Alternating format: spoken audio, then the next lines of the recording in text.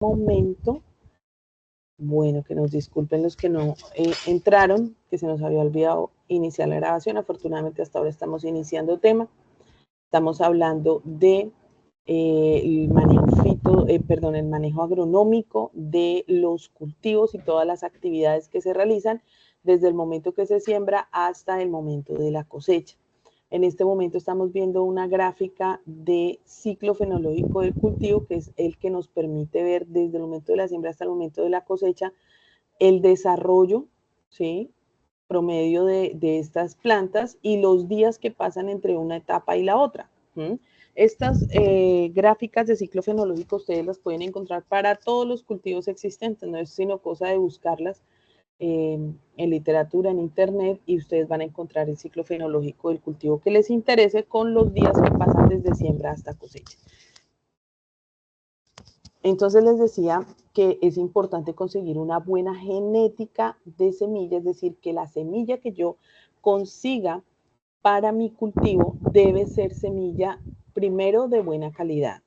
Segundo, que quien me la venda me certifique que efectivamente tiene la genética y me va a desarrollar las características de esa variedad que yo estoy comprando.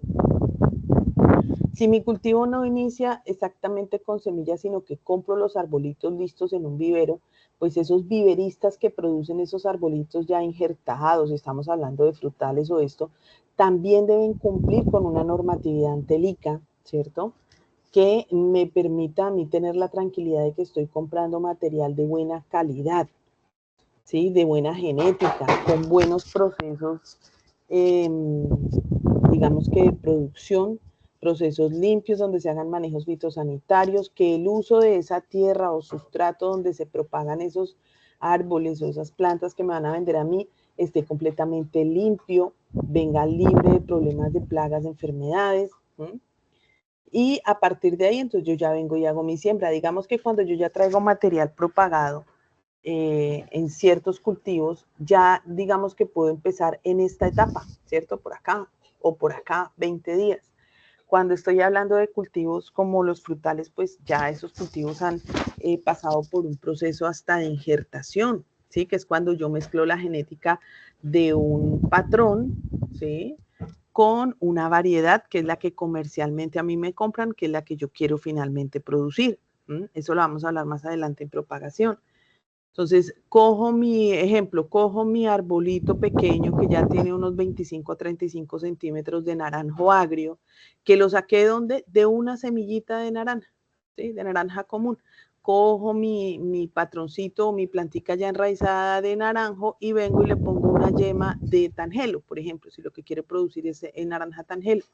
Vengo y le pongo una yema de tangelo que colecté o coseché en un cultivo comercial de tangelo. Y vengo y hago un injerto, espero que ese injerto sea efectivo, que prenda efectivamente, y a partir de ese punto de injertación, todo lo que me crezca, ramas, nuevos brotes, hojas, va a ser ya material que va de mezcla de esas dos especies. Entonces, digamos que esos son procesos que se hacen fuera de esta área final de cultivo.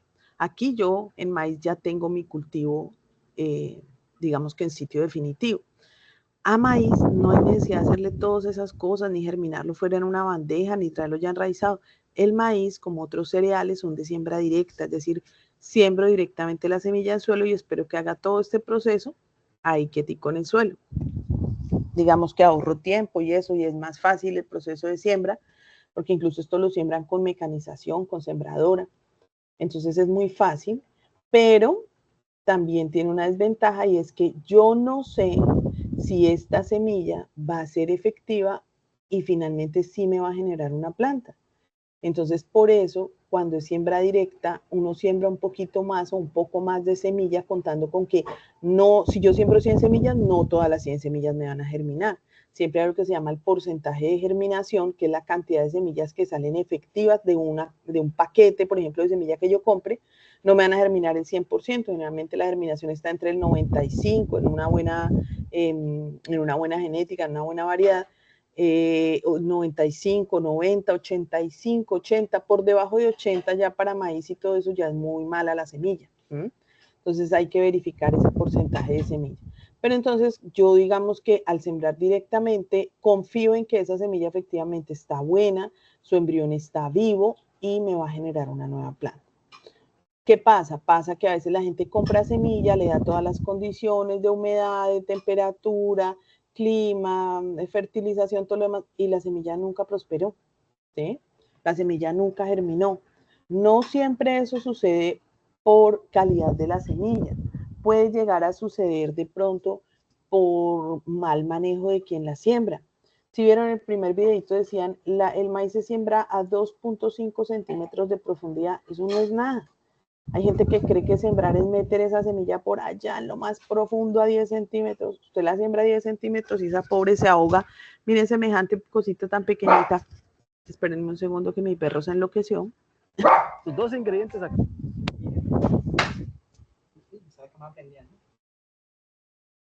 ¿No? ¿Sí o no? Espérenme un segundo, la entro porque es que ya no le gusta a la gente.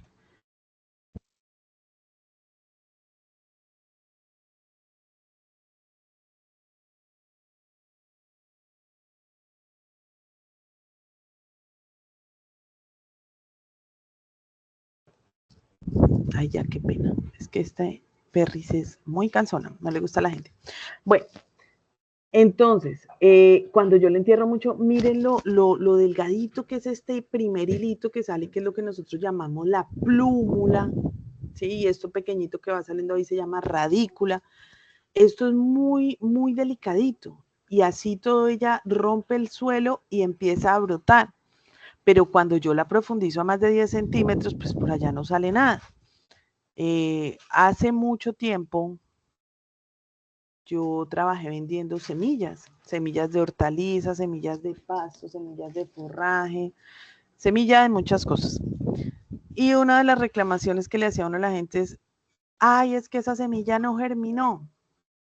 Iba uno a mirar por qué la semilla no germinó y resulta que la semilla no germinó porque la sembraron mal, la sembraron muy profunda.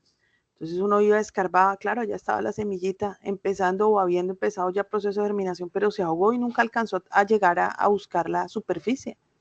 Eso es un problema de mala técnica en siembra.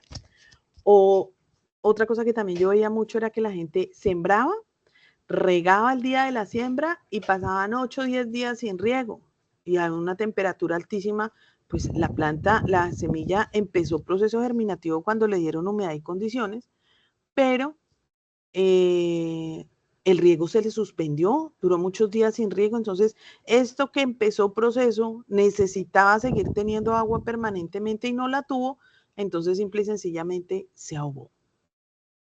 ¿Listo? Se inició el proceso germinativo y se terminó, se murió. Y después de que eso sucede, de que un embrión se muere, ahí ya no vuelve a revivir. No es que, entonces venga, ahora sí, después de 10 días le echo agua para que ya vuelva a inicie, pero eso me tiene que dar. No. Después de que usted moja una semilla y se inicia el proceso de germinación, eso ya no tiene reversa. Que le dejé de echar agua, se murió el embrión, se perdió toda la semilla.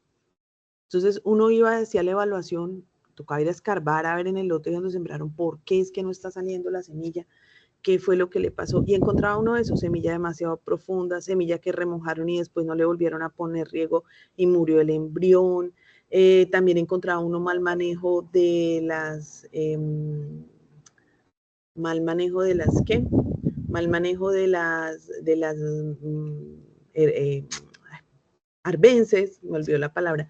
Chicos, es que están entrando muy tarde y cada vez que esto me solicita dejar ingresar a alguien más o se salen y entran, se salen y entran, yo tengo que devolverme a la ventana donde está miren, ¿sí ven? Tengo que devolverme a la ventana donde están ustedes para ver quién me está pidiendo admisión y dejarlos entrar. Entonces eso interrumpe bastante la explicación, mis hijos. Les voy a recomendar en la medida de sus posibilidades, porque yo sé que muchos trabajan, pero precisamente por eso se hace la sesión a esta hora, ¿sí? La sesión la estoy haciendo yo y creo que la estamos haciendo todos los instructores tardecito en la noche para que ustedes pues precisamente se puedan conectar y puedan estar aquí interactuando con nosotros para hacerlo digamos que de la manera más fácil posible en cuanto a horario para ustedes, pero sí les voy a pedir el favor de que traten de entrar a tiempo. Ya son las 7:30 todavía ingresando gente. Y entonces tengo que dejar de hacer explicación y me pierdo un poco a veces en la explicación por buscar la ventana, porque tengo aquí 5 ventanas abiertas, tengo que buscar la ventana donde están ustedes para darles admisión. Entonces sí les voy a pedir ese favor de que en la medida de sus posibilidades traten de estar entre 7 y 10 de la noche ingresando máximo para no estar de pronto, ¿sí? Saliendo e interrumpiendo para todos los que sí están conectaditos. Eso les encargo. Bueno, regresando a la explicación. Entonces, a veces la gente no hace control de malezas antes de la siembra y termina la maleza ahogando a la plantica de cultivo. ¿Sí? Entonces la gente dice, no, eso, aquí hacemos labranza cero, no le controlamos las malezas, no sé qué, esto es agricultura de orgánica, no sé qué vainas. Y pues sí, muy chévere, a mí también me gusta la agricultura orgánica, pero es que resulta que las plantas crecen por competencia. Ellas compiten en este espacio por agua, por luz, por espacio, por nutrientes. Y si hay 12 plantas alrededor haciéndole competencia a todas malezas, pues ella finalmente sucumbe a esa competencia y se muere. La ahoga la maleza, lo que llama uno. Entonces son muchas cuestiones las que pueden hacer que mi siembra, y no he pasado aquí, miren, de estos 3 espacios donde toda se ve la semilla, hay muchas cosas que hacen que mi siembra no sea exitosa o que mi cultivo ni siquiera pase del inicio. Entonces hay que conocer muy bien la manera como cada cultivo inicia su proceso de germinación, propagación y siembra, para hacerlo bien, para hacerlo adecuadamente y para que no nos salgan más caros los procesos, porque hay gente que le toca resembrar. Ay, entonces, ingeniera, ¿qué pasó? No, pues esa semilla se murió. ¡Ah! ¿Y ahí qué me toca? Pues resembrar. Gastar de nuevo en semilla, gastar de nuevo en mecanización para la siembra, lo que sea, o mano de obra, que como vuelvan a sembrar todo ese lote, se perdió. Entonces, esos procesos hay que conocerlos bien y hacerlos de manera adecuada. Sigo explicando sobre la gráfica. Entonces, entre este puntico de la siembra hasta este final, que es la cosecha, pues existen unas etapas de crecimiento, que son lo que nosotros llamamos las etapas del ciclo fenológico. Entonces, aquí en esta imagen que nos muestra este video, dice que de 0 días, que es el momento donde yo pongo la semilla al suelo, al día 10 ya tiene que haber este pequeño desarrollo de la planta, ¿sí? Miren que el desarrollo de la planta se da tanto en la parte aérea, es decir, de la superficie de suelo hacia arriba, como de la superficie de suelo hacia abajo. ¿Qué va creciendo aquí abajo? La raíz. Mucha gente no le pone atención a la raíz. La raíz es todo. Si la planta no tiene por dónde absorber agua y nutrientes, pues el crecimiento de aquí arriba va a ser malo también. Esto es directamente proporcional, el crecimiento de raíz es directamente proporcional con el crecimiento aéreo, de hojas, de tallos. Entonces, si yo veo que mi planta se me está quedando pequeña y a este tiempo todavía no ha alcanzado el tamaño que debería tener para los días o la edad que tiene, pues me empiezo a preocupar. ¿Cómo me empiezo a preocupar? Pues me toca ir a mirar qué es lo que le está pasando. ¿Cómo hago para mirar qué le está pasando? Pues me toca arrancar algunas plantitas y mirar cómo va este desarrollo de raíz aquí abajo, cómo va este desarrollo radicular. Cuando ustedes les hablen de radicular se refiere a raíz. Las plantas no comen ni por las hojas, ni por las flores, ni por... Ay, profe, pero que existe el fertilizante foliar. Sí, hace unos años se inventaron los fertilizantes foliares, que son aplicaciones que se hacen a nivel de hoja, y que después de esa aplicación usted ve que la plantica cambia, mejora, pero lo que le aplican por ahí realmente no son los minerales esenciales que toda planta necesita. ¿Cuáles son los minerales que toda planta necesita? Nitrógeno, fósforo, potasio, calcio, magnesio, zinc, azufre, hierro, boro, molibdeno, manganeso. Son 13 elementos minerales que naturalmente se encuentran en todo suelo y que son los que la planta necesita para desarrollarse. Todos los suelos tienen esos elementos en mayor o en menor cantidad. Y la planta es capaz de absorberla única y exclusivamente esos elementos disueltos en agua y absorberlos por la raíz, subirlos a la planta y repartirlos a todas estas partes de la planta que lo necesitan para que ella siga creciendo, floreciendo y fructificando. ¿Mm? Si esta raíz no está creciendo, está enferma, está afectada por algún tipo de patógeno, insecto, enfermedad, pues esa raíz se atrofia y ya no es capaz de seguir creciendo. Eso es lo que yo necesito evaluar cuando yo veo que mi planta se me está quedando como pequeñita por acá arriba, si hay alguna afección en raíces. Entonces, cuando a mí me dicen, sí, pero es que el abono foliar lo que le aporta a una planta principalmente son azúcares y aminoácidos. Y tienen por ahí un porcentaje muy pequeño de nutrientes porque realmente la planta no es capaz de absorber por las hojas. Su forma natural de comida, de alimentación está en la raíz. ¿Qué hacen las hojas? Las hojas efectivamente son una fábrica de fotoasimilados que dan energía a la planta. ¿De qué manera? Haciendo procesos de fotosíntesis. Por allá en la primaria le enseñaban a uno que la fotosíntesis que hacen las plantas necesita la luz del sol, ¿cierto? Gracias a esa luz solar, ellas absorben esa luz solar, absorben CO2 de la atmósfera y crean en sus hojas unos fotoasimilados. Principal producto de la fotosíntesis es un azúcar llamado glucosa, que permite que la planta tenga energía para hacer todos sus procesos fisiológicos, crecimiento, ellas crecen pues por mitosis, bueno, todo el proceso de duplicación celular para que puedan crecer, toda la parte de diferenciación celular, entonces empezar a formar otros tejidos como flores, como frutos, ¿sí? Todo eso lo hacen gracias al agua y los nutrientes que toman del suelo y a la energía que hacen todo el día mientras haya luz solar.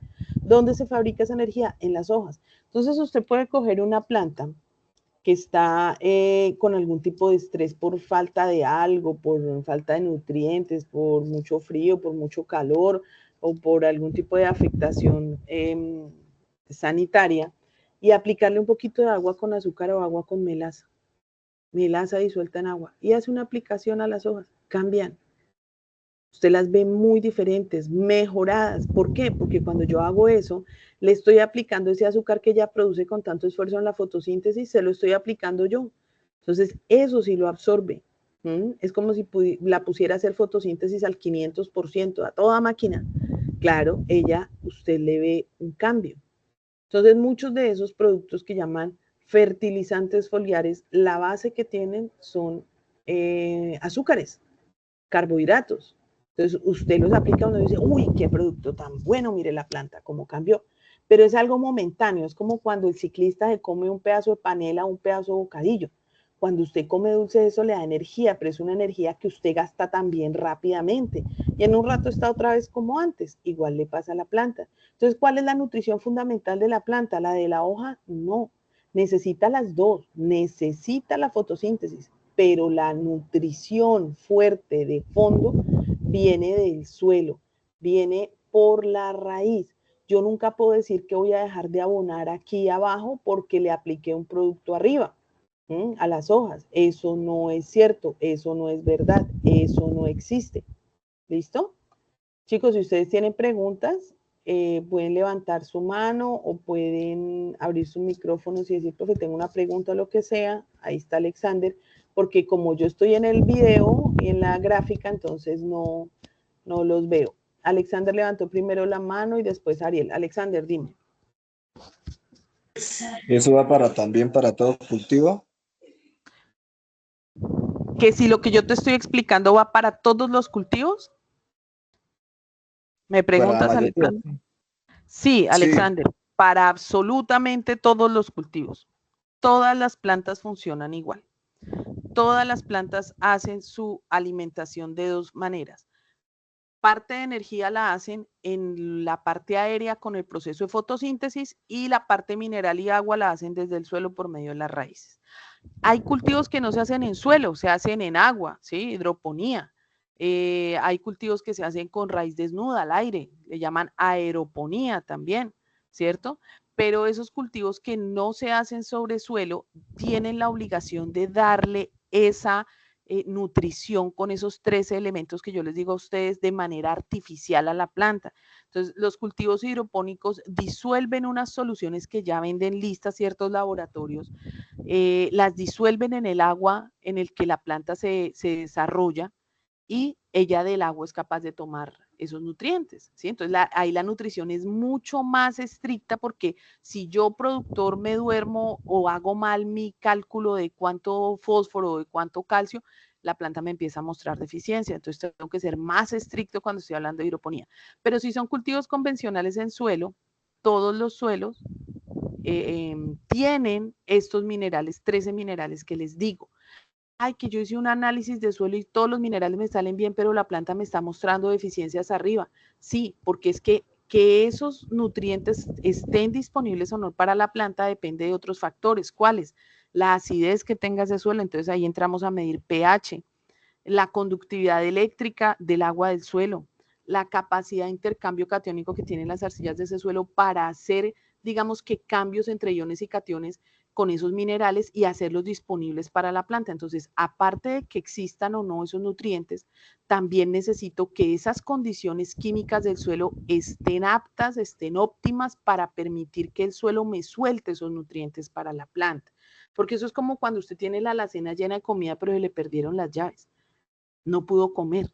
Así hay muchos suelos en Colombia que por mal manejo, por exceso de sobrecultivar y cultivar, el suelo se va desgastando, va cambiando sus componentes químicos y ya la fertilidad baja. Aparte de eso, pues nosotros podemos mejorar esas condiciones químicas para que el suelo me suelte los nutrientes, principalmente haciendo aplicaciones de abonos orgánicos maduros, descompuestos, perfectamente descompuestos y maduros. No ir a bolearle allá estiércol de vaca, estiércol de chivo, estiércol de conejo. Los estiércoles efectivamente son la base, la materia prima para hacer abonos orgánicos, pero hay que hacerles un proceso de descomposición, de compostaje, antes de llevarlo al suelo, porque esos estiércoles cuando están frescos o así estén secos todavía pueden llegar a traer problemas de plagas y de enfermedades a los suelos. Entonces, pilas con eso. Pero esa es la manera de corregir, esa es una de las maneras de corregir de manera orgánica esas condiciones de suelo para que el suelo me suelte los nutrientes. Hacer la aplicación de abonos orgánicos. No es que los abonos orgánicos me provean nitrógeno, fósforo, potasio, calcio y magnesio, los 3 elementos, no, a menos de que estén enriquecidos. Los abonos orgánicos, su principal función es hacer que esos nutrientes que ya posee el suelo sean disponibles. ¿Listo? ¿Te respondí la pregunta, Alexander? Gracias, profe. Ok. Ariel, cuéntame. Buenas noches, instructora. ¿Qué tamaño debe tener una planta de maíz normal a los 10 días de la superficie del suelo hacia arriba? Bueno, eso depende, ¿no? Depende del clima, depende del suelo, depende del método de siembra, depende de la profundidad de siembra. Pero si yo tuve en cuenta todas estas situaciones, la sembré en el clima que era, la profundidad máxima de 2.5 y todo lo demás, con buen riego desde el día de la siembra y si no ha llovido, pues riego día de por medio o todos los días, una planta más o menos debe tener unos 10 centímetros más o menos a los días que tú me dices. ¿Me dices 10 días o 20 días? Uy, ya me olvidó la pregunta. 10 días. No, a los 10 días. Más o menos este proceso que va desde aquí puesta hasta acá dura 7 días. Ariel, entre 5 y 7 días, desde que yo la pongo, absorbe el agua, hace este procesito y empieza a salir acá. No, a los 10 días debe tener por ahí unos 5 a 8 centímetros, más o menos, 10 días. Aquí se ve más grandecita, ¿no? Si le ha llovido demasiado, pues qué bueno. Que ¿Ya qué llueva tiempo bien. llevaría ahí, más o menos? En este muñequito que se ve aquí, uy, no, para este tiempo yo creo que ahí parece que tuviera como unos 15 centímetros, ¿sí o no? Ahí llevaría por lo menos unos 15 días, unas 2 semanas de siembra, más o menos. Pero como te digo, eso depende del suelo, del clima. En clima cálido, acuérdense que todos los procesos son más rápidos, en clima frío se demora más, ¿sí? De la disponibilidad de agua que tenga, de cómo le he hecho el control de las arbences, de las malezas. Acuérdense que si quedaron malezas o no le hice control total de malezas, pues se demora más, ¿sí? Porque el hecho de que las malezas le hagan sombra, pues el crecimiento es más lento. Mientras más disponibilidad tenga ella a la iluminación, a la luz directa del sol, pues más rápido va a ser su crecimiento. Si la sembré y pues ha llovido chévere, pero los días han estado nublados, pues el crecimiento también se disminuye. Acuérdense que la fotosíntesis, entre más radiación directa haya, más acelerado es el proceso fotosintético y más acelerado va a ser el crecimiento. En días nublados, eso está científicamente comprobado que la tasa de crecimiento disminuye. En días soleados, aumenta. ¿Sí? Ariel, ¿te respondí la pregunta? Sí, profesora. Sí, eso realmente es muy relativo, ¿no? Pero si Y está bien sembradito. otra pregunta, instructora. Dime. El tiempo normal para una cosecha de grano seco, ¿cuántos días, cuántos meses? ¿Desde cuándo hasta cuándo? ¿De siembra a cosecha? Ariel. Sí, Desde de la siembra siembra. a cosecha, pero en grano seco. Eso En grano depende. seco. ¿Cuál debería ser el tiempo normal? Porque depende de los tiempos y esas cosas, pero ¿cuál debería ser el tiempo normal con todas las técnicas que usted está diciendo que debe hacerle uno? Los maíces van entre 5 y 6 meses de ciclo productivo, dependiendo el clima, dependiendo la variedad, ¿sí? Más o menos ese es el tiempo. Ahora ¿cómo se llaman? Los transgénicos también, ¿sí? Pero más o menos 6 meses, 5 a 6 meses. Para maíz seco, recuerda que uno al final disminuye o quita completamente el riego para lograr que la humedad baje hasta el 14%, máximo en 14% debe estar la humedad, para que yo lo pueda cosechar para harinas. Y si cosecho de manera mecanizada con cosechadora, pues para que la máquina pueda hacer su proceso y no haya humedad, sino que efectivamente me saque el grano limpio, pues necesito que por ahí esté la humedad, el 14%. Entonces, eso también depende de qué tan rápido logro bajarle la humedad al lote, si lo hago con el tiempo suficiente, ¿sí? De modo que la planta llegue al punto de secación, digámoslo así, utilicemos esa palabra, para que yo lo pueda cosechar, como dices tú, en maíz seco, ¿sí? ¿Contesté tu pregunta? Sí, es que el riego debe de quitársele adecuadamente, por lo que de pronto claro. también le produce hongo, mojo a la mazorca. Claro, es que ese es el punto. El maíz hay que quitarlo con suficiente tiempo y también evaluar lo que decía el primer videito donde nos hablaba de épocas de siembra. Yo tengo que mirar cuándo voy a sembrar y calcular y planificar más o menos esa cosecha para cuándo me está saliendo, porque si yo estoy sacando maíz seco en época de lluvias, imagínate se complique. ¿Cuándo logro bajar yo mi maíz a esa humedad tan bajita del 14% para poderlo cosechar? Si yo cosecho ese tipo de maíces en época de invierno, empiezan las lluvias, y es que la cosa es que ahorita está tan complicado uno, digamos que confiarse de lo que nos dicen los datos climáticos, porque efectivamente el cambio climático nos ha traído tantas dificultades, porque ya esos datos históricos que habían de lluvias, que el periodo de lluvias en abril, que es en octubre, eso ha cambiado mucho. Entonces ve uno periodos que se supone que deberían ser secos como julio, agosto, donde empezó a llover, hubo lluvias toda una noche y uno al día siguiente iba a cosechar ese maíz que ya había bajado la humedad que yo necesitaba y ese día no se pudo cosechar, llovió, ¿sí? Y cositas así que desafortunadamente nos sacan de los planes. Algo que yo les decía a ustedes y a otras fichas, es que uno en agricultura Y siempre te van a dar esas respuestas, Ariel, todo es relativo, ¿sí? Porque nosotros dependemos, primero trabajamos con seres vivos que responden de manera diferente al entorno. Segundo, trabajamos al aire libre, entonces estamos pendientes de la parte climática. Dependemos del clima y de cómo se comporte. Nosotros desde el punto de vista de manejo agronómico podemos hacer nuestras actividades cuando es, como es, bien hechas y organizadas, pero siempre puede haber imprevistos. Te lo digo porque nos pasó en estos días por acá en la finca en el Tolima que iban a cosechar un maíz y no se pudo. No se esperaba lluvia, llovió. No se pudo, porque la máquina no lo coge, ¿sí?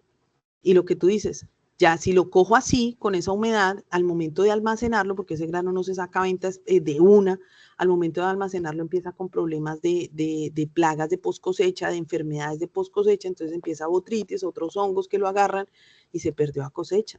Entonces, desafortunadamente nosotros en agricultura tenemos esa dificultad, que es que estamos expuestos a fenómenos que nosotros desde el punto de vista técnico no podemos manejar, como el clima.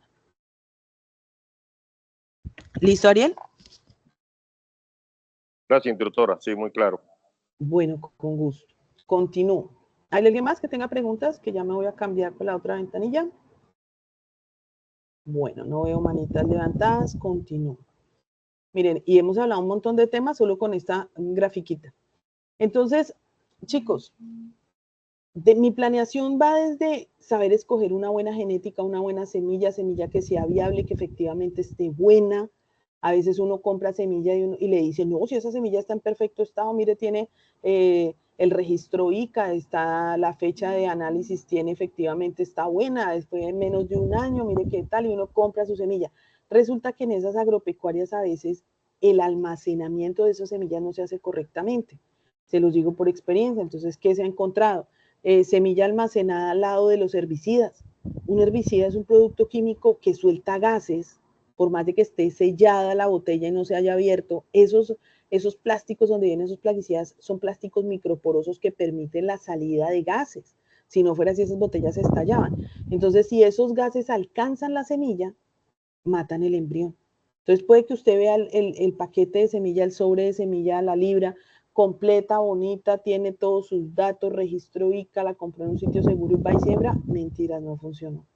Es bueno hacer unas pruebas de germinación antes de sembrar para ver el porcentaje de germinación de las semillas. Coge usted 10 semillitas al azar y les hace una prueba en una servilleta húmeda, las guarda en un tarrito cerrado que esté completamente limpio, tapado, y espera unos días a ver de esas 10 cuántas le germinaron, o de esas 20, depende de la cantidad que usted va a sembrar, para evaluar porcentaje de germinación. Eso es una prueba que puede hacer uno o cualquier productor, cualquier campesino la puede hacer, eso no tiene ciencia. Simplemente mojar una servilleta o una toalla esas de cocina de papel y poner las 10 semillitas ahí que tengan buena humedad, las meten en una bolsita que se sellan o en un tarrito que tenga tapa pequeño para que la humedad se conserve y las va mirando. Y ahí va contando, si de 10 semillas le germinaron 9, significa que el porcentaje de germinación está del 90%, es un buen porcentaje de germinación, procedo a hacer mi siembra. A veces hacer esa pequeña pruebita le quita a uno muchos problemas, le evita a uno muchas cosas. Entonces, buena genética, buenas... Dime, ¿alguien me va a preguntar algo? Luis, que tiene la mano levantada. Profe, buenas noches. Hola, Luis, ¿cómo vas? Profe, surgen dos preguntas de lo que estás hablando. La primera es, ¿cómo sería idóneo almacenar el tema de semillas? Ok. ¿Y cuál es tu otra pregunta de una vez? Y la segunda, no, realmente ya con el tema de la prueba, me parece muy interesante porque pues obviamente va a ahorrar una cantidad de trabajo y pues, obviamente también de dinero con la prueba que nos estás diciendo. De pronto, no sé si de pronto tengas algún videito, algún link para que nos lo compartas y de pronto ver, porque me parece súper interesante el tema. Sí, eso se llama un proceso de pregerminación incluso. Bueno, Luis Eduardo, en cuanto a almacenamiento de semillas, la semilla es digamos que es un tejido que viene fuerte porque es la manera como la planta asegura su supervivencia en esa zona. Las semillas de las plantas vienen de diferentes formas, hay diferentes tipos de semillas, pero la planta, que es un ser vivo inteligente, hace que ese embrioncito esté lo más cubierto y protegido posible para que no se vaya a dañar hasta que encuentre las condiciones propias para generar una nueva planta. Digámoslo desde el punto de vista natural, así funciona. Cuando yo soy productora agrícola, primero tengo que conseguir la semilla, como les digo, que cumplan todas esas cosas que les acabo de decir. Que quien vende la semilla tenga un buen almacenamiento de semillas. La norma de buenas prácticas agrícolas dice que yo, sea comercializador o productor, debo tener mi semilla almacenada en sitio seco, fresco, que no suba mucho la temperatura, que tampoco baje mucho la temperatura, levantado del piso, hacer control de roedores en ese lugar donde tenga yo mi semilla. Tiene que ser un lugar cerrado, no puede tener espacios abiertos por donde entren roedores u otras plagas. Debe estar completamente aislado de plaguicidas, de maquinaria, de combustibles, ¿sí? Porque eso contamina la semilla y puede hacer que el embrión se muera. Entonces usted ve la semilla perfecta, pero ya todos los embriones se murieron. Que no tenga cambios bruscos de temperatura. Entonces usted compró las semillas, las echó en el carro, en la camioneta y la dejó ahí, se fue a almorzar allá en la Dorada Caldas y dejó las semillitas allá entre su carro a 42 grados de temperatura. Se murieron esos embriones. Tan raro, pero mire que esa semilla que usted me vendió tan mala. Yo les digo ese tema porque yo trabajé vendiendo semillas como algunos 3 años con varias empresas comerciales, no les hago publicidad, pero conocidas en todo el país de producción de importación y comercialización de semillas, y recibíamos nosotros mucha reclamación sobre la calidad de las semillas. Pues muchas no, pero sí ocasionalmente recibíamos reclamación de semillas, de calidad de semillas, y uno iba a hacer la evaluación, la semilla estaba en perfecto estado, eran cosas de manejo, eran cosas de almacenamiento. Después de que usted deja la semilla ya usted no se puede hacer responsable de cómo le hicieron ese manejo a la semilla. Entonces, usted la llevó y la dejó allá entre el carro a 40 grados y luego la sacó por la noche, pero es que usted no iba a sembrar en la Dorada, sino que usted iba para Facatativá, pero cogía esa ruta. Y después sacó la semilla a un frío del bendito a menos, no sé, a 4 grados, 5 grados que hace en la madrugada. Ese choque de temperaturas altas y bajas mata el embrión también. Mucha temperatura mata el embrión, ¿sí? Entonces, la norma de buenas prácticas agrícolas del ICA, que les sugiero que la bajen, esa se puede bajar, se puede descargar, dice en la parte de almacenamiento y organización de bodegas cómo se almacena la semilla de manera independiente completamente al resto de plaguicidas.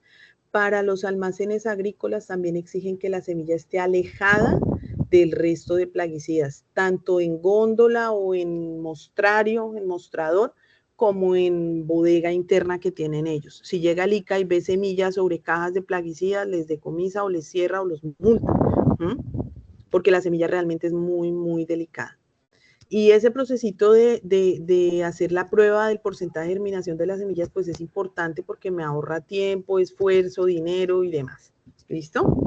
Por ahí hay un videito, creo que de semillas arrollave, se los voy a buscar y se los voy a enviar para que lo tengan a mano y puedan hacer sus pruebas. Dime, Ariel. Instructora, acá en la costa, por lo menos, yo soy de acá de Valledupar, regimiento de Valledupar, y acá es templada la temperatura, 40, 39, 41 grados. Sí, así entonces, estamos por aquí. Allá un amigo me estuvo comentando de la semilla, de guardar la semilla, cómo guardar la semilla. O sea, como estamos hablando del maíz, él me cuenta que es mejor guardarlo con titusa. Se coge la mazorca y se guarda así, o sea, sin pelarla, sin engranarla, sin nada. Sí. Usted como agrónoma, ¿qué recomienda? Así la han guardado nuestros agricultores por muchos años. La semilla la guardan toda la mazorca y que vaya haciendo su proceso de secarse ahí en la mazorca. La misma tusa ayuda a controlar la humedad en exceso, ¿sí? Entonces es bueno porque mientras más humedad haya, más riesgo hay de que la coja el hongo, ¿sí? Y no llegue como dice el cuento, hacer su proceso de secado natural a feliz término y pierdo esa semilla. Sí, eso que te dijeron es cierto, Ariel. Sí, eso han hecho nuestros campesinos toda la vida. Sacan la semilla que van a sacar para semilla, incluso la he visto, la amarran y hacen como un racimo grande de mazorcas y la cuelgan para hacerle un proceso de secado natural, no al rayo del sol, no a luz directa, ¿sí? Pero la cuelgan para que haga un proceso de secado, porque como te digo, mientras la semilla esté, digamos que puesta, en el caso de maíz, en la mazorca, pues no empieza un proceso de envejecimiento o de senescencia, mientras que si ya está desgranada, empieza un proceso como de envejecimiento y llega a un punto donde ya puede que el embrión no sirva. A medida que va pasando más tiempo y más tiempo la semilla guardada, ese porcentaje de germinación va reduciéndose. Entonces, si antes de 10 semillas me germinaban 9, ahora me germinan 8 o ahora me germinan 6. Pero las semillas, pues la verdad que es que son órganos de la planta muy bien hechos. Las plantas son seres vivos, yo diría que perfectos. Se ha encontrado semilla que a pesar de llevar muchos años, y no les hablo de ni 10, ni 20, ni 30, sino miles de años, han germinado. Hace como unos, ¿qué les digo yo? Ya van a ser como 20 años.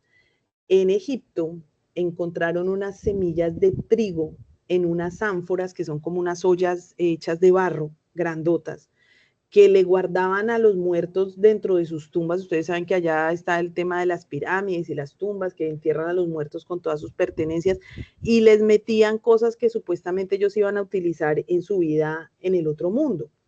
Y dentro de eso ponían semillas. Y en una de esas tumbas se encontraron unas semillas, les hicieron, por lo menos esas semillas hacían cálculo que tenían más de 4.000 años guardadas. Les hicieron una cantidad de pruebas de carbono pues para saber cuántos años tenían, confirmaron eran más de 4.000 y cogieron unas pocas y les hicieron pruebas a ver si todavía alguna tenía embrión vivo y había posibilidad de germinación y ríase que germinaron. Después de 4.000 años guardadas. Ese artículo lo encuentran por ahí en páginas científicas. Es algo impresionante, pero que la naturaleza, esa es la manera que tienen las plantas de guardarse por muchos años, esperando las condiciones óptimas para generar una nueva planta. Como debajo de la arena, que eso es pura arena por allá, no hay casi humedad, donde hacen esas tumbas, pues esa falta de humedad es beneficiosa para la semilla y la mantiene por mucho, mucho tiempo quietica. Digamos que el embrión entra en un periodo que nosotros llamamos técnicamente como dormancia, se queda ahí quietica, quietica, quietica, hasta que le dan las condiciones y fisiológicamente ya está lista y ¡prum! Germina. ¿Sí? Entonces, esos son procesos que uno dice, caray, impresionante. Pero ¿por qué ocurrió eso? Porque tuvo unas condiciones de almacenamiento que realmente ellos no estaban almacenando semillas, ellos le estaban metiendo ahí las cositas al muerto de lo que supuestamente iba a necesitar para la otra vida, pero hicieron sin querer un excelente almacenamiento de la semilla y por eso es una semilla que después de 4.000 años, no todas por supuesto, pero una que otra germinó. ¿Sí? Entonces ahí les cuento una anécdota de semilla. Bueno, regreso aquí a mi imagen y ya nos vamos para el tema de plataforma porque llevamos una hora aquí en esta imagen nada más, aunque les he dicho mucha información. Entonces, mis chicos, semilla, agua, nutrientes, fotosíntesis y aquí entre todo este ciclo total de cultivo, pues puede pasar mucho tiempo. Y ese tiempo que puede pasar aquí requiere que yo haga ciertas actividades para controlar situaciones de crecimiento de la planta, como cuál, controlar las malezas para evitar esa competencia fuerte. El maíz tiene muchas malezas, tiene mucha competencia en campo. Y el maíz, al ser una gramínea, una planta de hoja angosta, tiene la desventaja de que las malezas que la invaden también son gramíneas y de hoja angosta. Mientras que otros cultivos, la gran mayoría de cultivos son de hoja ancha y entonces usted puede utilizar un herbicida selectivo de ese tipo que no daña el maíz, pero sí acaba la maleza. Con maíz es un poquito más complejo porque él también es gramínea, entonces ya existen unos herbicidas selectivos específicamente a maíz, que son más costosos, pero pues igual hacen el proceso. o hacer un control de malezas manual, ¿listo? También hay algunos maíces que requieren un poquito de aporque, el control fitosanitario, entonces que el cogollero, de otras plagas que pueden venir a atacarlo, hongos que pueden venir a atacar el cultivo, y finalmente pues yo no obtengo lo que quiero al final, que es una cosecha de buena calidad. Ese manejo que yo le doy aquí, debo planearlo. ¿En dónde? Aquí, en las actividades de seguimiento de mi proceso de producción.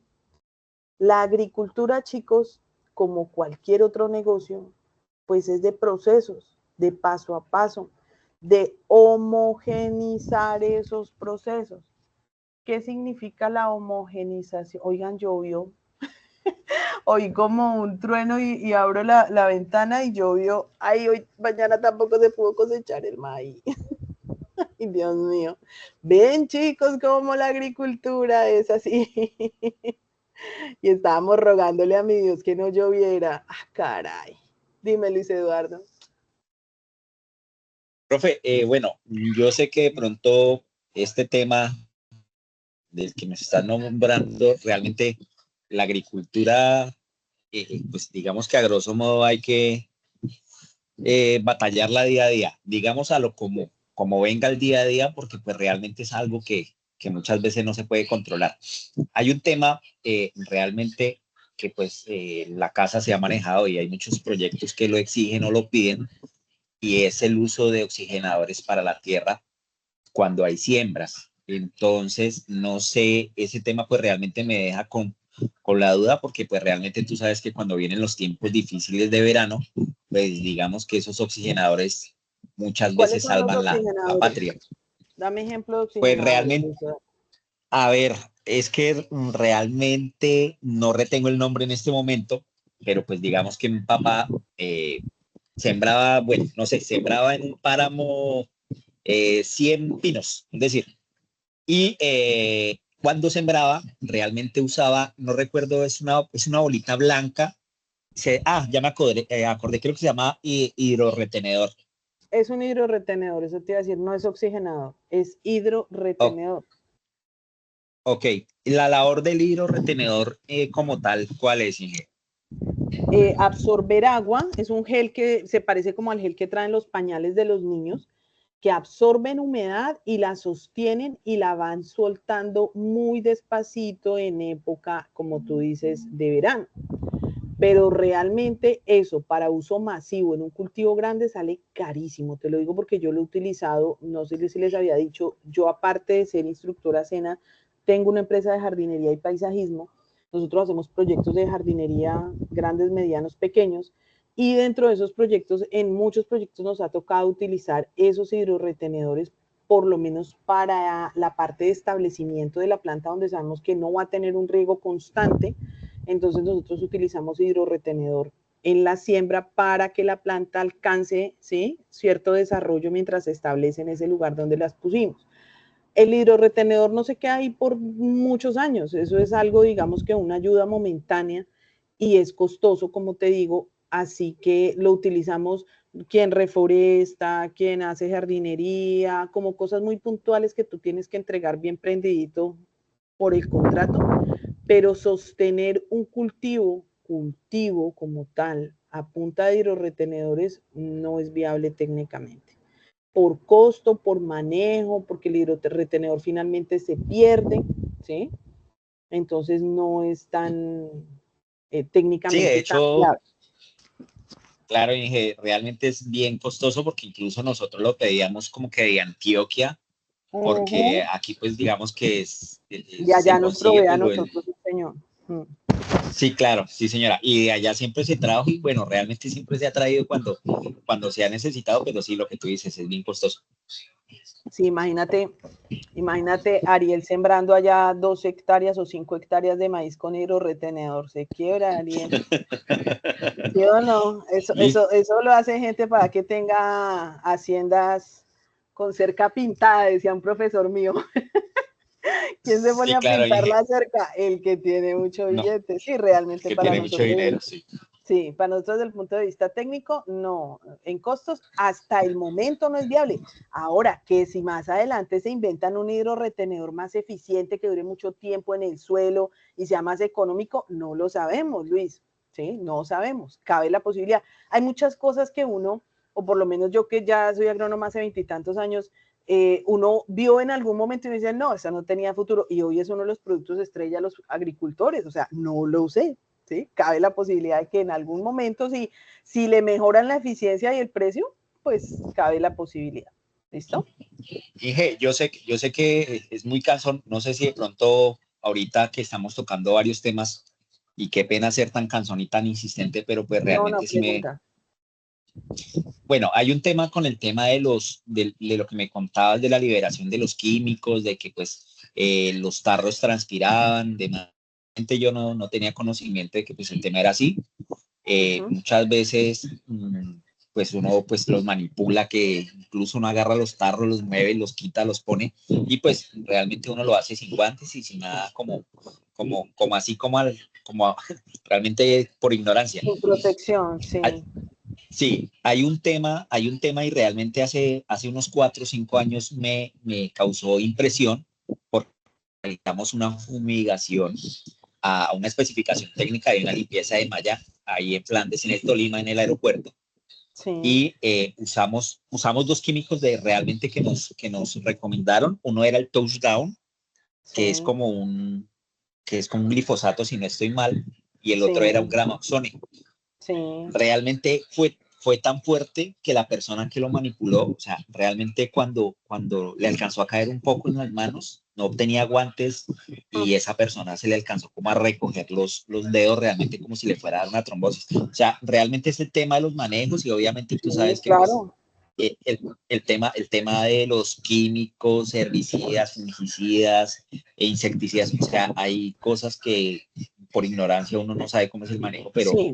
es un Luis tema Eduardo, muy, mira, muy amplio. Sí, este señora. es un tema que se llama manejo racional de plaguicidas. Está normatizado, como se los dije la semana pasada cuando hablamos de normatividad, por el decreto 1843 del 92 en Colombia.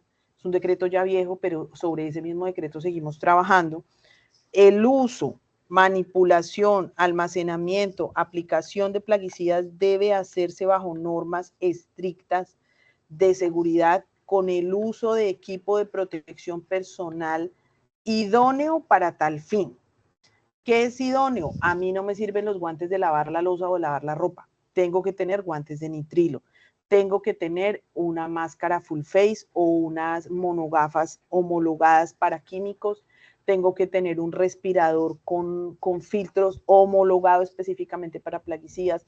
Tengo que tener un overol completo con capucha que no permita que ninguna parte de mi piel toque el químico o me caiga encima, si sea la niebla que es lo que yo estoy aplicando. Tengo que utilizar zapatos, botas que me aíslen totalmente la humedad.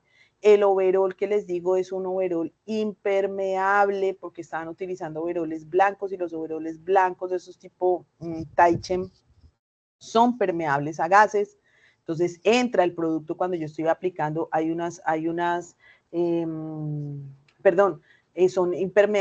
son permeables a gases y a líquidos. Entonces, cuando yo estoy aplicando con una fumigadora normal, pues lo que estoy haciendo es aplicando líquido, y cuando estoy aplicando con un ultra bajo volumen, estoy aplicando casi que gases. Las dos se me pueden pasar por esos overoles blancos, entonces esos no son. Hay una norma muy clara para el uso de plaguicidas, como te digo y como les digo a todos, el envase permite la salida de gases. Por eso usted pase por una agropecuaria de esas y eso huele a químico como a una cuadra, usted no ha llegado, ya sabe que por ahí queda, porque ahí en el almacén no los abren y huele el almacén como a media cuadra, es porque efectivamente lo que yo les digo es cierto. Y hay una normatividad para almacenamiento, usted como agricultor, hay una norma para manipulación, hay una norma para descarte de esos tarros que quedan después del uso de los plaguicidas. Es el decreto, como les digo, si quieren se los escribo por acá en el chat, espérense que me devuelva a donde están ustedes aquí. En el chat les voy a escribir, es el decreto, ay, esto porque me abre cada rato. Es el decreto 1843 de 1992. decreto 1843 de 1992. Ay, caray, es que entra gente y entonces quedo yo volando. Miren, no me deja ni escribir. De 1992. Ese es el decreto de uso y manejo de plaguicidas.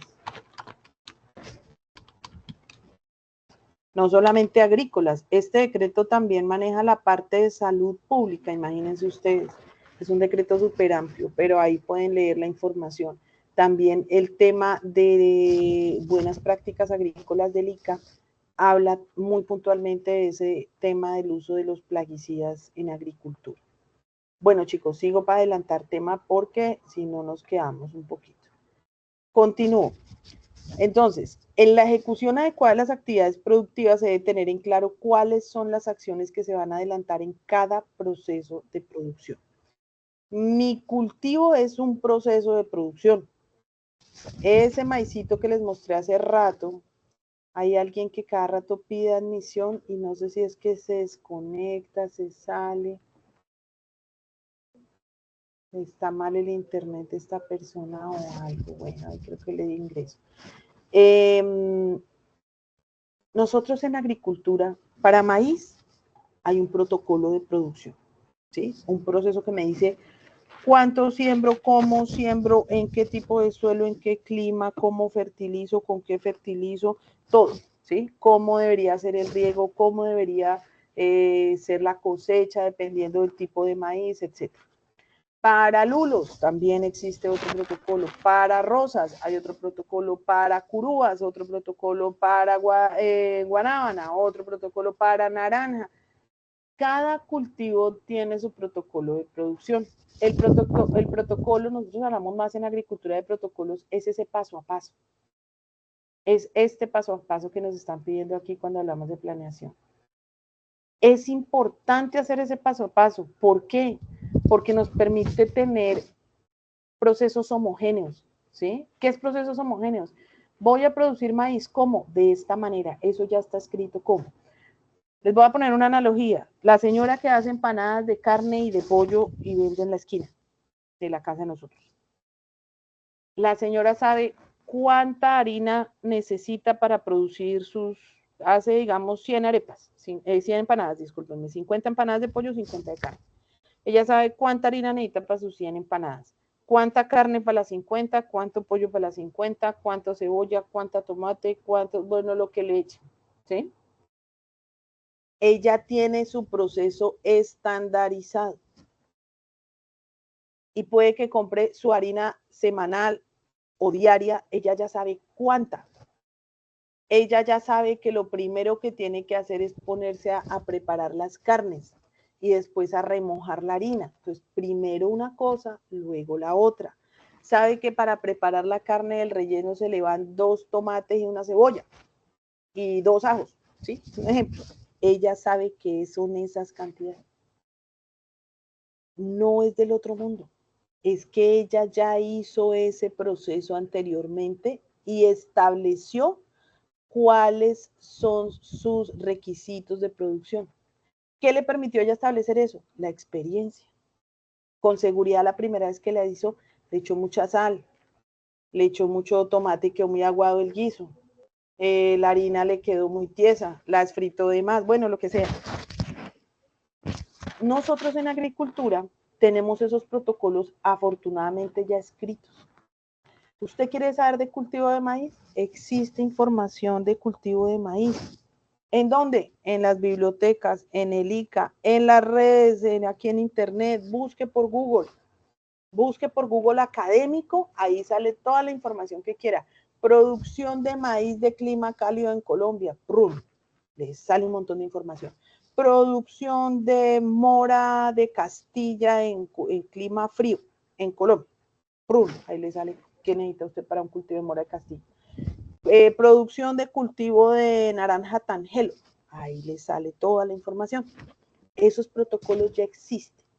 No significa que lo que diga el libro o la página de internet o lo que yo me encontré el documento, lo voy a hacer yo exactamente al pie de la letra, porque eso es un plan. un programa, un protocolo que hizo alguien y se sentó a hacerlo a partir de su experiencia, de experiencias de otros agricultores, de investigaciones que han hecho las entidades, pero eso es una guía. Pero coja esa guía y establezcala en su predio, en su clima, en su suelo o en el de sus agricultores que ustedes asesoren. Eso ya es otra cosa. Pero tengo una guía, tengo algo para guiarme. Cojo esa guía y establezco mi propia planificación de cultivo, la de mi producción, con esa guía que les digo. ¿Listo? Esas guías existen para todos los cultivos. ¿Qué es bueno? Que ustedes cuando necesiten consultar información, hay gente que le gusta mucho el YouTube, entonces uno va un día a la casa y entonces la señora tenía unos roscones fresquitos, ay, tan bonitos, los hice yo, uy, tan chévere, ¿dónde aprendió? En un, ¿cómo se llaman? Tutorial de YouTube. Y le salieron bonitos, entonces le decidió hacer un video de cómo hacer roscones, porque un día los hizo y le salieron bonitos, ¿cierto? ¿Será experta la señora en panadería dulce? Pues creo que no, le faltará información. Entonces, no todo lo que sale en las redes, en el internet, es cierto. Por eso les sugiero que cuando hagan una consulta técnica de esto que ustedes están estudiando, la hagan a páginas científicas, a páginas técnicas. Yo necesito saber de BPA, me voy para la página del ICA y desde la página del ICA descargo el BPA, la norma de buenas prácticas agrícolas. Necesito saber de cacao, voy a la página y busco en internet Fede Cacao, la Federación de Cacaoteros de Colombia, y miro qué tienen ahí en cuanto a producción. Necesito saber de café, Federación de Cafeteros de Colombia, información sobre cultivo de café, la bajo de ahí. Que voy a bajar una investigación de una universidad, bájela de una universidad. ¿Qué pasa con mis chicos aprendices presenciales? Les dice uno, bueno, a usted le correspondió el cultivo de plátano. Haga la investigación en requerimientos agronómicos de cultivo de plátano. Y van y se bajan un video de YouTube de una señora en República Dominicana que tiene un patiecito y tiene una platanera compuesta de 5 matas. Hizo un video, ¿cómo se siembra el plátano? Y entonces esos aprendices terminan adquiriendo un conocimiento que no estoy diciendo yo que sea malo, pero sí es muy empírico. Y realmente a nosotros el sector laboral nuestro, ¿dónde nos necesita? En cultivos medianos, en cultivos grandes, en cultivos pequeños, pero con técnica y ciencia, ¿sí? Entonces, que mi vecino dijo que el plátano mejor sembrarlo así o mejor sembrarlo así. Y si mejor yo miro qué dice FENALCE, que es la Federación Nacional de Cerealeros de Colombia, a ver ellos qué me sugieren.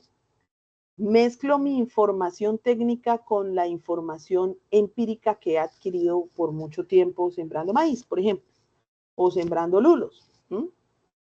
Pero siempre, chicos, y ahora que ustedes están en este proceso formativo, busquen páginas que sean preferiblemente de gremios, de quien sabe del tema, de universidades, nosotros como SENA tenemos mucho material montado en YouTube, en internet, ¿sí? Que es material que se ha hecho de manera juiciosa y concienzuda.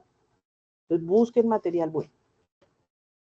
Este paso a paso yo lo voy desarrollando en ese proyecto específico que voy a iniciar. Que eso ya está escrito, sí, pero de pronto está escrito para otro lado. Sí tomo las bases que me dice ahí, pero me hago una planificación del paso a paso que voy a hacer en ese cultivo desde que lo siembro hasta que lo cosecho. Hay cultivos que de siembra a cosecha pueden pasar años. Ejemplo, palma de aceite. Yo siembro hoy mi semillita en el vivero, en un año está lista para trasplantar a campo y a partir de ese año cuente 3 años más para obtener el primer racimo. Y de ahí a que llegue al punto máximo de producción, pues cuéntele 2 años más. Entonces son inversiones a largo plazo que tienen que estar muy bien planificadas. ¿Listo? Para planificar, ¿qué tengo que hacer? Reconocer mis recursos disponibles con los que cuento. No, que es que a mí la profesora allá del Tolima dijo que ellos tienen una cosechadora último en Guaracha X5000, que eso, mejor dicho, le saca a la mazorca hasta cocinada. No, pues eso será aquí en el Tolima, donde se tiene, ¿sí? Pues ese es un ejemplo, ¿no? No es que nosotros tengamos la última cosechadora del mundo, pero sí tenemos una buena cosechadora que cosecha maíz y arroz. Pero no significa que yo, agricultor mediano o pequeño, no pueda hacer un cultivo de maíz si no tengo esa cosechadora. No, yo lo puedo hacer, porque lo he hecho. ¿Cómo cosecho mi maíz? No, que lo hago a mano, lo hago con trabajadores de campo, ¿sí? ¿Es eficiente desde el punto de vista de costos? ¿Me da utilidad? Sí, sigo ahí. ¿En algún momento necesitaré una cosechadora? Sí, claro, cuando yo crezca como productor y tenga mucha más área para cosechar. ¿Y vale la pena invertir 800 millones en una cosechadora? Pues no. Puedo alquilarla, ¿cierto? Puedo rentarla por horas, por cantidad cosechada. Depende cómo cobren en mi zona. Pero mientras tanto, lo primero que verifico es lo que yo en este momento tenga disponible y darle muy buen uso a lo que tengo. De ahí parto para cuidar mi recurso, para cuidar mis costos de producción, evaluar lo que tengo a mano. Entonces, el conocimiento de los recursos que se tienen a mano posibilitará la planificación de las actividades propias de la granja y a su vez la necesidad de la disponibilidad con que no se cuenta. Entonces, ya miré lo que tengo y entonces ahí lo que no tengo me toca entrar a ver qué es necesario de lo que no tengo, lo que les acabo de decir. ¿Necesitaré la cosechadora más grande? Pues no, puedo cosechar a mano. No, la verdad es que es harto terreno, si me toca buscarme una cosechadora. Voy mirando en mi zona quién alquila cosechadoras y cuánto me vale la hora de cosecha. Y en mi área que voy a sembrar, 2 hectáreas, 5 hectáreas, 10 hectáreas, cuánto se va cosechando esa área. Y eso es lo que meto dentro de mis costos de producción, ¿sí? A continuación, entonces, vamos a ver ¿cuáles son los tipos de recursos disponibles? Entonces, cuando yo hablo de recursos disponibles, ¿a qué me refiero? Aquí tenemos un videito que se los voy a poner desde YouTube, que se ve más chévere. Caray, mucho ruido. Ya, omitir. ¿Estamos viendo YouTube, chicos? Ay, ¿yo qué hice? Hice algo que no era. Me pasé al webinar. Ya. ¿Estamos viendo y escuchando el video? Sí, señora. Sí, señor. Le voy a pasar a pantalla completa y le voy a bajar un poquito el volumen porque los dejo sordos. Listo, mis hijos. Identificación de los recursos disponibles. Sabemos que el conocimiento de los recursos de los cuales se pueda disponer nos permite planificar las actividades de la granja. Asimismo, nos ayuda a identificar la necesidad de recursos o elementos con los que no se cuentan. El primer tipo de recursos a identificar es el técnico. La implementación de procesos tecnificados en la mayoría de los casos reduce los tiempos de producción y a su vez reduce los costos de los mismos. En esta parte, es preciso mencionar que la vinculación de personal con conocimientos técnicos es un paso a seguir para evitar la improvisación en la implementación de los procesos tecnificados. También toca identificar el talento humano, que es el recurso más importante en toda organización. Por esto, es importante garantizar las condiciones adecuadas para que el trabajo realizado en finca se haga de manera eficiente y velando por la seguridad e integridad física y mental de los trabajadores. Para garantizar que los alimentos producidos cumplen con los requisitos de calidad exigidos por el consumidor, uno de los recursos más importantes para identificar son los equipos utilizados en las labores de campo, cosecha y post cosecha. Estos deben estar ubicados en un espacio exclusivo para tal fin y que además presentan buenas condiciones y permanecen limpios y organizados. Es fundamental contar con un programa de mantenimiento preventivo y calibración para cada uno de estos elementos. Finalmente, identificar las condiciones agroecológicas, ya que las zonas diferencian las condiciones que determinan la respuesta en producción de los cultivos. Algunas de estas se generan a partir del rango de adaptación del cultivo, explicado principalmente por variables como la temperatura, la precipitación y el brillo solar. Bueno, ¿cómo vieron el videito? Yo les Muy bueno, cuento que doctora. Está interesante, ¿no? Dice muchas cosas el video. Ahí en poquito tiempo dice un montón de cosas. Miren, el recurso suelo y el recurso clima casi nunca lo evalúa la gente. Y eso hay que evaluarlo. Eso lo dijeron ahorita al final, pero yo efectivamente tengo que conocer el clima de la zona donde estoy produciendo. ¿Cuántos de ustedes que sean agricultores se han remitido de pronto a una página del IDEAM a mirar el histórico de lluvias de los últimos 5 o 10 años?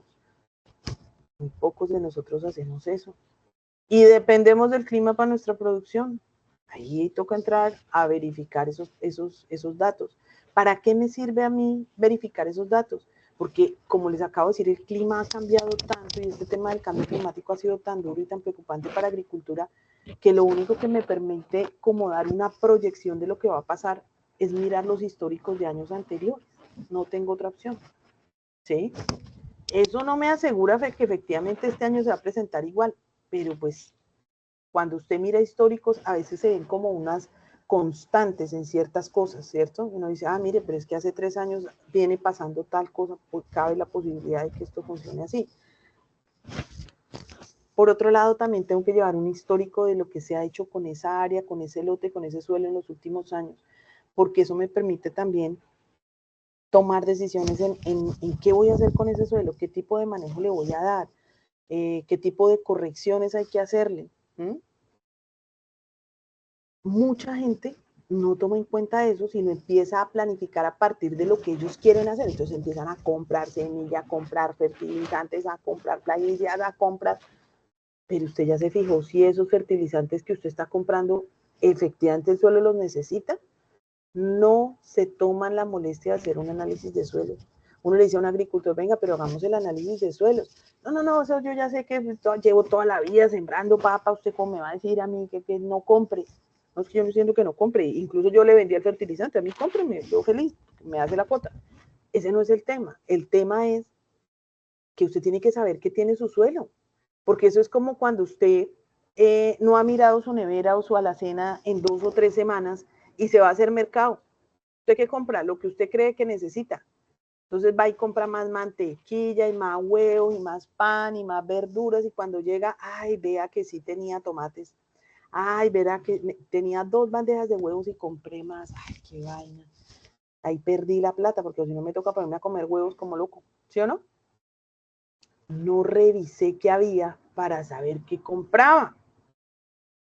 Cuando yo evalúo eso desde el punto de vista de costos, pues es gravísimo, porque mucha de esa comida, si solo vivimos 2 personas o 3, se va a perder, que ni que fuéramos tan buenos estómagos para comernos todo eso en 2 días antes de que se dañe, ¿cierto? Que se malogre esa comida.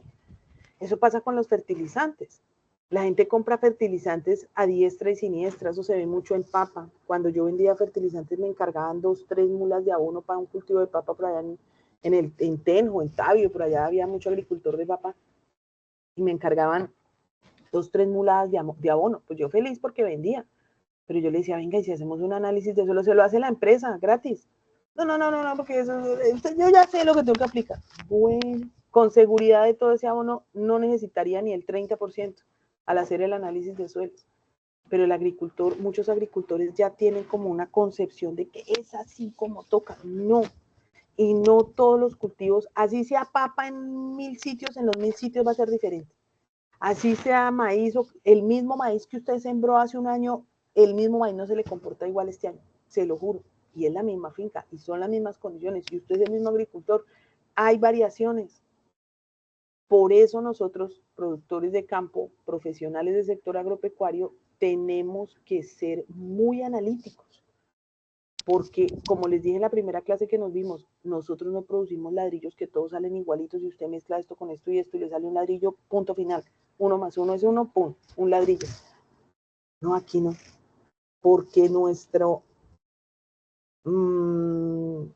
nuestro objeto de trabajo es un ser vivo llamado planta, que puede comportarse de manera diferente de acuerdo a muchas variables. Puedo darle yo las mismas condiciones a todas las 10.000 plantas que tengo ahí sembradas. Van a haber unas que se comportan diferentes. Pero si la cosecha anterior, tal, eso fue la anterior, esta ya es otra. Y quienes hayan sembrado me darán la razón. ¿Pero por qué? Cultivos tan tecnificados como las flores. Uno decía, pero si en este bloque ha producido siempre tanta cantidad de tallos en tanto tiempo y siempre ha sido así y no le he cambiado nada, pues este año ya no. Porque la luminosidad ha cambiado, porque este año estuvo más nublado, porque la calidad del agua que entró ahora es diferente, porque las plantas ya no tienen 10 años y no 11, porque muchos factores. Ahí es que nosotros tenemos que ser muy estrictos con este temita de la planeación, de identificar nuestros recursos, lo que no hay, lo que me falta. En el videito me estaban mostrando también una parte muy chévere y muy importante que es la tecnología. ¿Vieron que el video empieza mostrando un muñequito de un dron?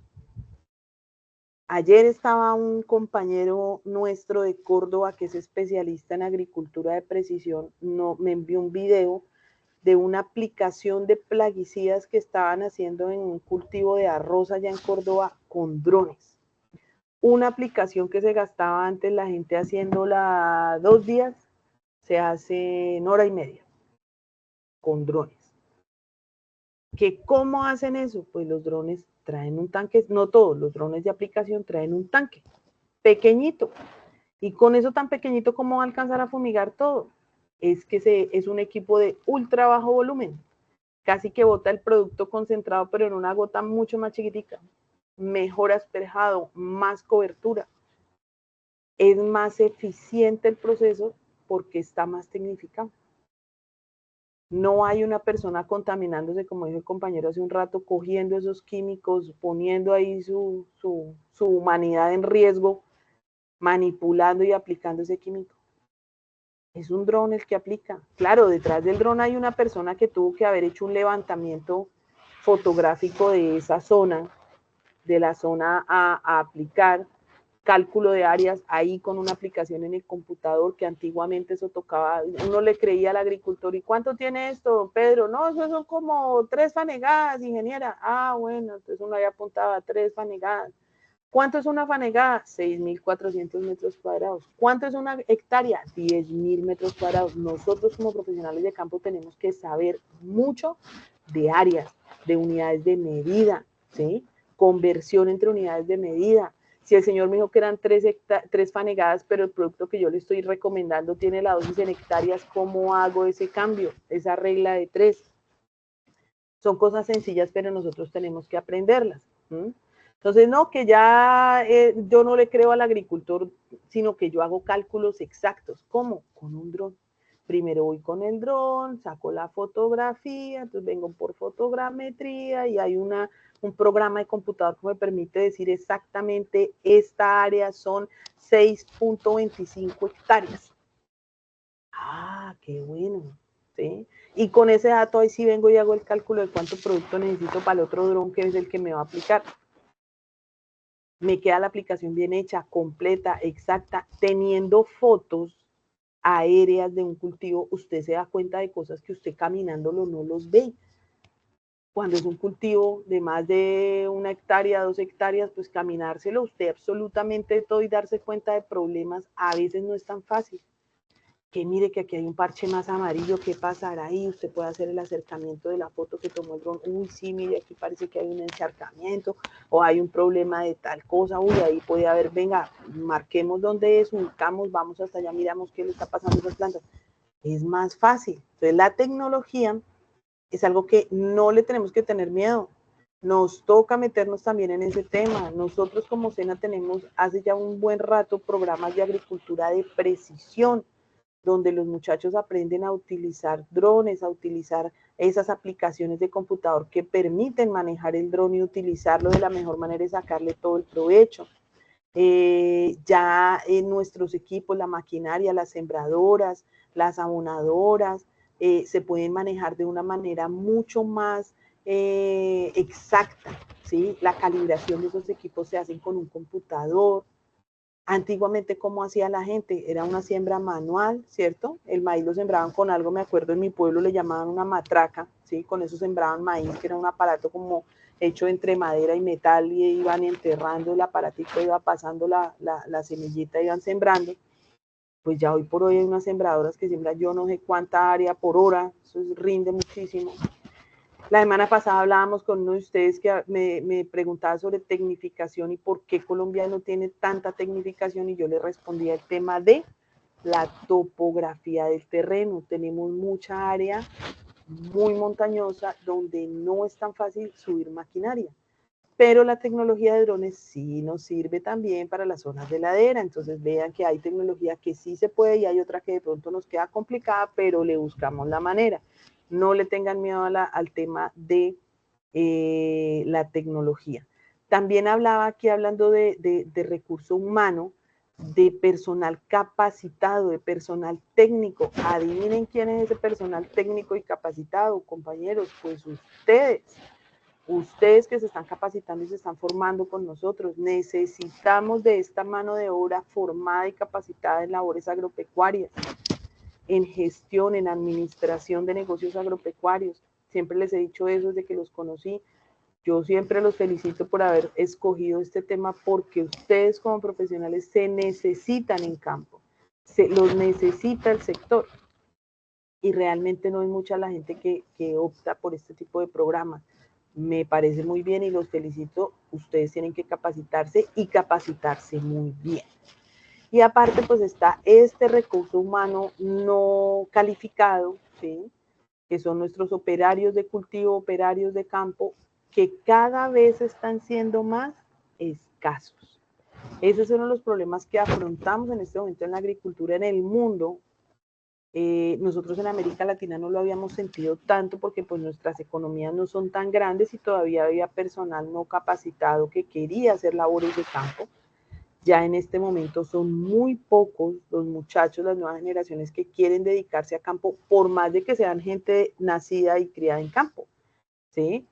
La conectividad ha permitido que estas personas tengan acceso a ver la vida desde otra perspectiva, con otras oportunidades, con otros tipos de desarrollos económicos, y pues ya la gente simplemente decía, no, miren, para mí, pues sí me crié en el campo, soy de campo, pero yo lo que quiero es crear aplicaciones de internet, o yo lo que quiero es estudiar economía, o lo que quiero es estudiar, no sé, medicina, ¿sí?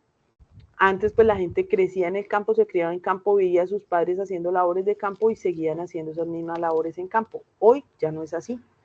La globalización y el acceso a internet y el acceso a información de manera tan inmediata como tener usted un celular en la mano hace que la misma vocación de las personas en cuanto a trabajo y a lo que se van a dedicar pues han cambiado, ¿no?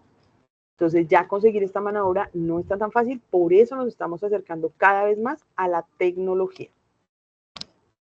Chicos, no sé si hasta ahí hay preguntas, porque yo para hablar soy buena y sigo derecho y no me fijo si alguien está levantando mano o no. Bueno, continúo. Entonces, tenemos aquí que nosotros ya hicimos una planeación, ya pasamos por esa etapa que fue la anterior que les describí de la planeación, y después de la planeación viene algo que se llama el programa de producción. El programa de producción es coger esa planeación que yo hice y establecerla en la realidad. Eso es lo complejo. Ayer en otra clase con otra ficha les decía, hay gente que es muy buena haciendo planeación, documentación, sentada haciendo cálculos, números en un computador o en una hoja, lo que sea, pero a la hora de ir a establecer eso en la realidad, ahí se quedan cojos. Creo yo que ese es el cuello de botella de muchas producciones, no solamente hablando de agricultura, sino en general. Una cosa es lo que yo planeo, ¿cierto? En una hoja, en un Excel, en un computador, y otra cosa es la que yo voy a implantar allá en el campo. Que ya nos reíamos, hablábamos jocosamente con un colega agrónomo de Boyacá, que me mandó un meme que decía como un señor de corbata, y la esposa le decía que luego no me dijo que iba a trabajar en los cultivos, sí, de allá vengo.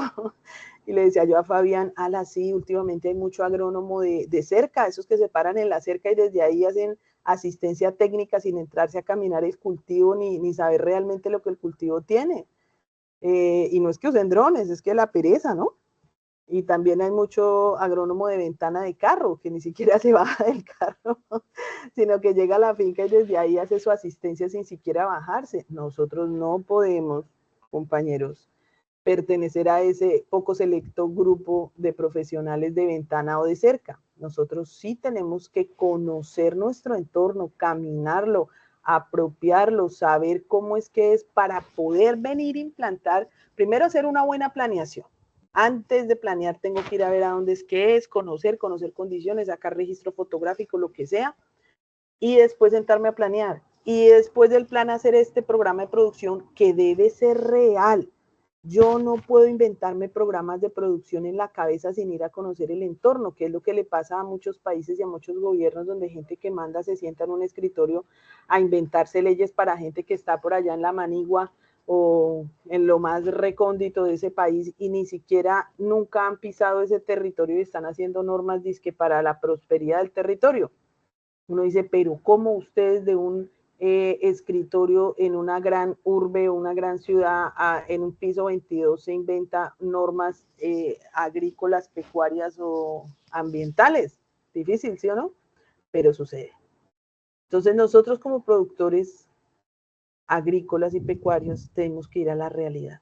Y en cualquier proyecto que usted haga, usted tiene que buscar la manera de implementar ese proyecto a la realidad. No, que yo en vez de hacer empanadas de carne y de pollo, que es lo que hace todo el mundo, voy a hacer empanadas de calamar. Eso sí es novedoso. Listo, el calamar es rico, pero es fácil conseguir el calamar donde usted está. ¿Qué tanto dura al rayo del sol en Monpós una empanada de calamar? ¿Sí? Una pregunta, o en La Dorada, o aquí donde yo vivo en el Tolima, que también estábamos como a 42 grados la semana pasada. ¿Qué tanto me dura esa empanada si yo no tengo refrigeración? ¿No será que intoxico un poco de gente más bien? Entonces voy a la realidad. Puede que mi intención sea la innovación dentro de mi producción, pero tengo que coger esa innovación y sentarla a la realidad de mi entorno y de lo que yo vivo. No significa, como dijo un amigo, ay, es que a usted le gusta pincharme los globos. No, a mí no me gusta pincharle los globos a nadie. A mí me gusta que la gente analice y evalúe su entorno, sus posibilidades y su realidad. A mí no me gusta ayudarle a la gente a hacer castillos en el aire porque es que de eso hay mucho en este mundo. Ustedes no han oído gente o no han tenido amigos o conocidos que usted siempre que los encuentra y se toma un café o una cerveza empieza, uy, sí, yo voy a hacer un negocio así, tal, eso va a ser la berraquera, eso es lo último en Guaracha, eso como el negocio que yo me voy a inventar, nadie va a tener. Pero usted lo encuentra después de 10 años y sigue igual, sin negocio, sin plata, sin nada, y el único que le habla es usted. Entonces, ¿dónde quedaron esos planes de castillo en el aire? No existen. Porque nunca hice un programa real de producción donde cogí esa planeación y la instalé y la instauré. Hice algo con eso que aprendí. Y pilas porque también en eso, en tantos años que llevo yo como instructora, he conocido muchos aprendices que tienen más capacitaciones y titulaciones que muchos de nosotros. Yo no tengo sino dos diplomas, del pregrado y el del posgrado, se acabó. Pero con esos 2 diplomas he hecho carrera. Hay gente que uno la ve que estudia como 20 tecnólogos y 10 técnicos y con ninguno hizo nada ni le sacó provecho. Uno tiene que ser planificador hasta con su propia vida, organizado con lo que hace y que todo lo que usted haga tenga un propósito real. Tenga un propósito. Y los voy a poner a echar cabeza esta noche allá con la almohada, ojalá. Ojalá. Bueno, mis chicos, eso es un programa de producción. Venir a la realidad, hacer esa conexión entre lo que planeé y el entorno, importantísimo. Y el mercado, vuelvo al tema, al ejemplo de la señora de las empanadas de calamar. ¿Será que allá sí gustan las empanadas de calamar? Pues digo yo, ¿tendrán mercado? Producto innovador, ¿será que sí tiene mercado eso? Aquí ha pasado mucho en agricultura en Colombia que hay gente que conoce cultivos X en el exterior y que son muy ricos, que son muy buenos, que tienen mucho mercado y empiezan a traer aquí cosas que antes de pronto no sembrábamos o no teníamos. Unos han sido muy exitosos, tema arándanos, tema frutos rojos y todo eso, frambuesas, que sí se sembraban acá, pero no a nivel comercial y ahora sí. Y otros no. Entonces ve uno que la gente que hubo la moda de, ay, yo no sé, tantas cosas que ha habido. Bueno, han habido sobre todo hierbas aromáticas y cosas que la gente lo siembra y no, para eso no hubo mercado, no hubo nada que hacer, recoja y vámonos. Frutales también han traído, que los vieron en otro lado funcionar y progresar, pero eso no fue negocio en Colombia. Entonces, ¿tengo mercado para ese producto? ¿Cómo está mi entorno? ¿Con qué recursos cuento? ¿Qué capacidad productiva tengo? No, mire, yo me voy a montar un negocio de lechugas gourmet. Entonces me voy a ir para Caribe y le digo, señores, les voy a vender lechugas gourmet. Listo, ¿cuántas de lechugas gourmet usted me va a traer semanalmente? No, semanalmente le traigo 50 cajas de lechuga. Y va uno a mirar y es una persona que tiene media hectárea. En media hectárea va a sacar 50 cajas de lechuga semanales, hermano. Usted es un berraco. Venga, enséñeme cómo. No se puede. Puede que sí se pueda, mentiras. A mí me han callado la boca en muchas ocasiones. No, que lo hizo en unos tubos de PVC con agua en hidropónico y de ahí sacó lechugas gourmet, porque lo he visto por allá en la zona de la Sabana Bogotá. Puede ser. Pero mire su entorno, mire su capacidad productiva. Que yo todavía no tengo capacidad productiva para ir a una gran superficie como un Carulla, un Éxito, un Jumbo, bueno, lo que sea. Pues empiezo con mis fruver de mi pueblo, ¿cierto? Y hago un plan de producción donde no voy a sembrar todas las 2 hectáreas que tengo en un solo trancazo, sino que siembro, este mes siembro 10 camas, el otro mes siembro otras 10 de otro producto, el otro mes, y así voy rotando mi producción para tener producción permanente y no lo que hace la gran mayoría de productores, que tengo producción hoy hasta dentro de 6 meses que me vuelve a salir el producto vuelvo a tener, porque un mercado no lo espera a usted, el mercado busca proveedores permanentes. Organícese usted cómo va a hacer para proveer permanentemente. ¿Listo? Y entonces, mirando ese tema, debo establecer indicadores productivos. ¿Qué es un indicador productivo? Mire, voy a volver a esta paginita del maíz. Me preguntaba, creo que fue Ariel, ¿cuántos centímetros debe tener la planta a los 10 días? Eso es un indicador de productividad. Eso me indica a mí si voy bien o voy mal, ¿cierto? Yo le dije, no, más o menos a los 20 días deben haber 15 centímetros de planta por lo menos con buenas condiciones, buen manejo en clima cálido, ¿cierto? Eso es un indicador. ¿Qué tanto macolló esa planta? ¿Qué tanta buena hoja, tallo, fuerte y todo ha tenido? Eso me permite hacer la indicación. La cantidad de planta, qué tan rápido floreció, qué tan rápido salió esta panícula, cuántas mazorcas por caña voy a tener o por planta voy a tener. Todavía no he llegado a la cosecha y ya estoy determinando unos puntos que me permiten mirar cómo va siendo mi productividad. Imagínense yo llegar acá a este punto. Yo les conté a ustedes la semana pasada la historia del señor que perdió un poco de papa porque nunca dejó revisar durante el proceso cómo iba la papa. Imagínense yo llegar aquí a este punto para tomar indicadores de productividad. No, los indicadores deben ir desde por acá, desde mis etapas, mirando para ver cómo voy. Porque si yo no evalúo cómo voy, ¿cierto? No puedo primero verificar si estoy haciendo bien o mal las cosas, no puedo tomar acciones correctivas porque como no verifiqué con qué voy a corregir si no sé, y no puedo mejorar mi proceso. Como dijeron ustedes hace un rato, no todos los procesos son iguales y siempre tengo que ir por el camino, dijo alguien, tomando decisiones. Esa es la agricultura, muchachos.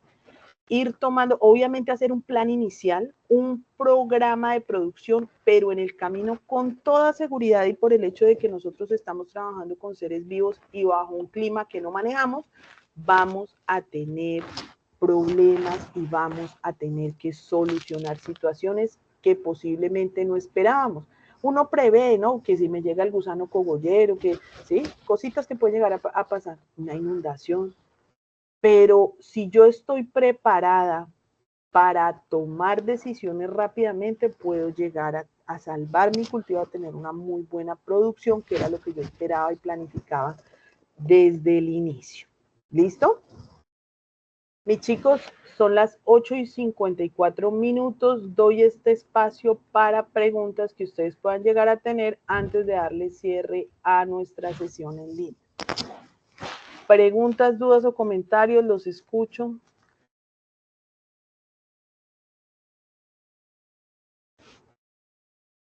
Nada. Así de claro quedó el tema o ya se desconectaron. todo claro. Una pregunta, instructora. Ariel. Acá por lo menos muy poco se tecnifica. Aquí en el Cesar es raro que se tecnifique. Sí. Pero la siembra de maíz me interesa porque es lo que más se siembra acá. Anteriormente se sembraba bastante el algodón y el sorgo, pero eso se acabó por el asunto de mercado. Que lo traían del exterior, más que todo del Ecuador, por lo menos se acabó monómero y todas esas cosas. Hubo un monopolio ahí en Italcol, que era el que compraba el sorgo. Entonces, pues la gente dejó de producirlo porque las ventas había que vendérselos había que vendérselos a terceros, entonces no había mercado. El algodón lo mismo. Sí. Y el Sí, mira que eso también pasó aquí en el Tolima, Ariel. Aquí también hubo un tiempo en que la gente se dedicó a arroz, y algo de maíz, y maíz, y arroz, y maíz. Y ya estamos volviendo otra vez al algodón. Ahorita en agosto fue una cosecha sensacional. No habíamos visto una cosecha tan bonita y tan grande de algodón en mucho tiempo. Y pues eso gracias a la federación, ¿no? De algodoneros, que ha estado juiciosa también replanteando el tema de productividad de algodón y producción de algodón de nuevo en Colombia, porque nosotros, el asunto con el algodón también fue que hubo un tema de mal manejo fitosanitario y entonces a ICA le tocó meternos en cuarentena. Entonces no se podía sembrar algodón por un tema de manejo fitosanitario que lo hicimos mal y fueron años sin sembrar algodón. Entonces en esos años que no se sembró, entró mucho algodón importado y entonces ya quienes consumen algodón en Colombia se fueron acostumbrando a importar. Entonces es un tema que el gobierno, que el Estado ha tenido que volver a replantearse y volver a abrirle mercado a nuestro algodón nacional, ¿no? Pero son dinámicas de mercado, ¿no? Sí, el algodón por lo menos acá se sembraba más tardar hasta el 7 de agosto. Ya cuando si el algodón ya se pasaba esa fecha no se podía sembrar porque la cogida era en diciembre, enero, hasta febrero todavía había cogida. Aquí hace unos 4 años se sembró algodón y pues hubieron unas cooperativas que lo financiaron y pues unas cosechas extraordinarias. Después de cosechado, hubo cultivos hasta que dieron de a 3 toneladas por hectárea, pero no en fibra. Fibra daban como 1,5, que fue una cosecha buena, excelente, sí. Y después de cosechado, ya de estar prensado y todas esas cosas en la desmotadora, resulta que ese algodón no lo iban a comprar porque tenía exceso de melaza. O sea, eso lo trajo la misma semilla, no sé si como que inventaron. Entonces hubo mucha pérdida. La gente se decepcionó que dejó de sembrar. Dejaron de sembrar. Sí, eso es algo, mira Ariel, que me gusta que tú estás enterado y tienes claro cómo se mueve el mercado de los productos agrícolas en tu entorno. Esa es una ventaja que ya tienes tú y eso es a lo que nosotros todos tenemos que apuntarle. Es tener información. El que tiene la información tiene el poder, dicen por ahí. Debemos estar informados de cómo se mueve nuestro mercado agrícola o nuestro mercado agropecuario en el área, en el entorno donde estamos funcionando y hasta en el país, ¿cierto? Porque hay cosas que de pronto en el Cesar pasan y aquí en el Tolima no nos enteramos, pero acuérdense que el mercado es uno solo y ustedes perfectamente pueden mandar algodón al Tolima y ahí nosotros podemos mandar para allá y bueno, podemos exportar, o sea, el mercado hay que analizarlo, pero para analizarlo hay que conocerlo, dónde estamos parados, qué están haciendo el gobierno en este momento, en algodón, qué están haciendo para maíz, qué incentivos hay, cuál es el mercado, qué opciones de venta tengo, qué opciones de transformación de producto puedo llegar a tener para mejorar mi ingreso a otros mercados. ¿Listo? Entonces, esa es una política bien importante. Entender que no podemos estar abstraídos de las noticias que a nosotros nos interesan. ¿Sí? Por ejemplo, yo aquí estoy viendo el noticiero y sale el señor presidente de la SAC, de la Sociedad de Agricultores de Colombia, y yo le subo el volumen a ver qué es lo que va a decir, porque nos interesa.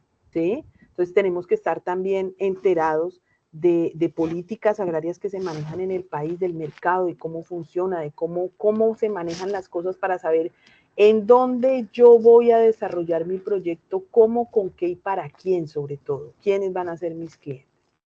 Bueno, chicos, aquí me pregunta Darío sobre la actividad. nosotros estamos trabajando con esta competencia 2 resultados de aprendizaje.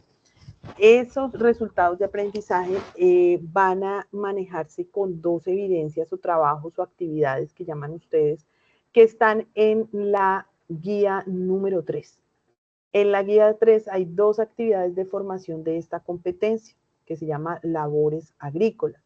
Búsquenlos y empiecen a desarrollarlos. Empiecen. Si todavía no se sienten preparados para desarrollarlos, acuérdense que el aprendizaje de ustedes es autónomo. Y estas sesiones en línea son un apoyo a ese aprendizaje de ustedes autónomo. Si alguien no quiere ver las sesiones en línea, con el material de formación que tiene, ahí está toda la información para hacer la actividad.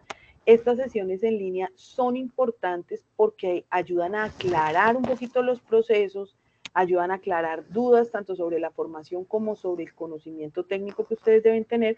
Entonces, sí me gustan y los invito siempre a que traten de estar conectados de manera sincrónica y si no, que vean por lo menos las grabaciones. Pero acuérdense que ustedes están habilitados desde el día 1 con todas sus actividades de formación, con todas sus guías de aprendizaje que van a ver durante todo su programa y ustedes pueden desarrollarlas en cualquier momento. Lo que sí les sugiero es que miren muy bien cuántos intentos tienen para cada actividad. Hay unas actividades como los cuestionarios que tienen un intento o 2 intentos, depende de cómo la hayan diseñado desde el principio. Entonces, evalúen y verifiquen bien, hagan una revisión, miren la actividad, miren si ya tienen el conocimiento y las herramientas para desarrollar la actividad, ¿sí? Y si no, pues ahí vamos. Una de las actividades que es larga es la planificación de un cultivo. Entonces, parte de lo que vimos hoy les ayuda a hacer una buena parte de esa actividad, pero realmente esa es una actividad larga, porque la planificación de un cultivo desde siembra a cosecha, pues incluye muchas actividades. Aún no hemos visto, pues explicado aquí en sesión en línea, la parte de riego, hoy hablamos de fertilidad, hablamos de semilla, de propagación, pero nos faltan temáticas por ver, ¿sí? Si ustedes en el estudio del material de formación ya adelantaron esas temáticas y sienten que tienen el conocimiento para seguir adelantando esas actividades, háganlo. ¿Listo? Pero les aclaro, Darío, no sé si quedó claro, que son 2 actividades de formación que están incluidas en la guía de aprendizaje número 3. Con la otra ficha, que estamos exactamente con la misma temática, me comprometí a abrir la guía 3 y hacer un videíto aquí compartiendo pantalla, explicando las actividades para que de pronto para ustedes sean más fáciles y se los voy a subir como un apoyito en sesiones en línea para que tengan la explicación de las actividades de pronto más claras y si quieren también se los puedo subir por el WhatsApp, pero acuérdense que siempre nuestro medio de formación es nuestra plataforma Sajuna o Sayuna, como la quieran decir, porque recuerden que la plataforma evalúa, mira, evidencia el tiempo que usted se conecta y le dedica a su formación. Entonces es importante porque hay algunos que solo se conectan por el WhatsApp y como pues uno trata de facilitarles un poquito la vida con el tema del WhatsApp, se enteran de las actividades por WhatsApp, todo por WhatsApp y casi que no entran a la plataforma sino a hacer la actividad o a subirla. No, deben entrar, deben abrir sus materiales de formación, su temática, leerla, ser juiciosos en ese proceso. Hay algunas actividades que son interactivas, que usted las realiza ahí dentro de la plataforma, háganlas. Evalúen muy bien todas las herramientas que tiene la plataforma para ustedes, porque esa es la manera de adquirir el conocimiento con esa metodología de aprendizaje autónomo. ¿Listo? Bueno, chicos, son las 9:04. En este momento doy cierre a nuestra sesión de formación. Les agradezco mucho su participación, que se hayan conectado, su intervención. Espero que estas sesiones sean de provecho para ustedes y sigo atenta de ustedes en cualquier momento por medio de la mensajería de la plataforma Sajuna y de WhatsApp también como apoyo. Recuerden que WhatsApp es solo un apoyo. Mis chicos, que pasen una bonita noche, cuídense mucho y de nuevo los felicito por escoger esta bonita carrera. Los necesitamos en campo. Cuídense mucho. Bonita noche. Dejo de grabar en este momento. Feliz noche. Muchas gracias. Gracias. Hasta luego, profe. Gracias. Muchas gracias. Bonita noche. Gracias.